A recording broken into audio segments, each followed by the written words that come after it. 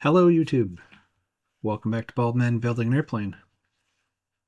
In this video, we finish? No, just keep going on joining the main fuselage to the tail cone. If you're watching this live, hello from somewhere in the Caribbean. I am on spring break with my family and hopefully enjoying some much needed time away from work and other crap.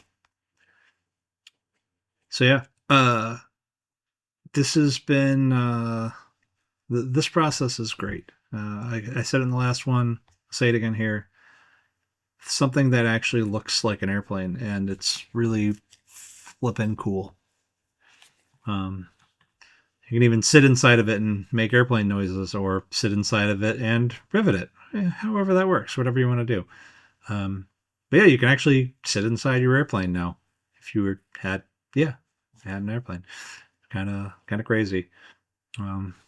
Soon enough, it'll be a lot of little crappy projects that seem to have no end. And as they say, 99% done, 99% to go, or 90% done, 90% go. I don't know how that goes, but yeah, once it starts to look like an airplane, things get expensive, things get complicated. There's a lot more planning required and a lot less just follow the instructions, which is unfortunate, because sometimes I would like coming home from work to a page of instructions that I would have to follow and let my brain go smooth and just follow those instructions. Those days are now gone. Oh well. Maybe I'll just find some metal to deburr to keep me from going crazy. Or maybe I'll go flying and that'll keep me from going crazy. That's still another year off. Year off, I mean that because got an engine update. That is not scheduled until end of April 2026. Not great, not terrible, whatever.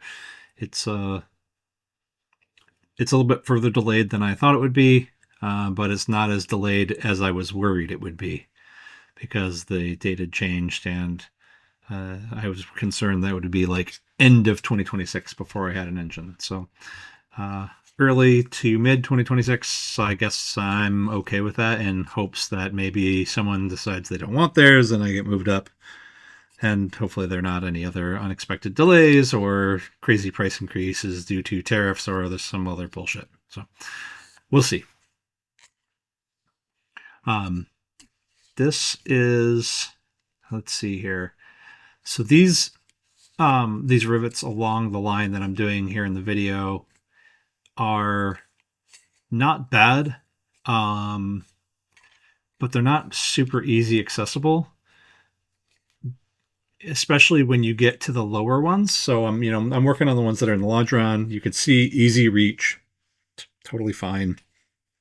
Very simple, basic rivets you do anywhere else in the process.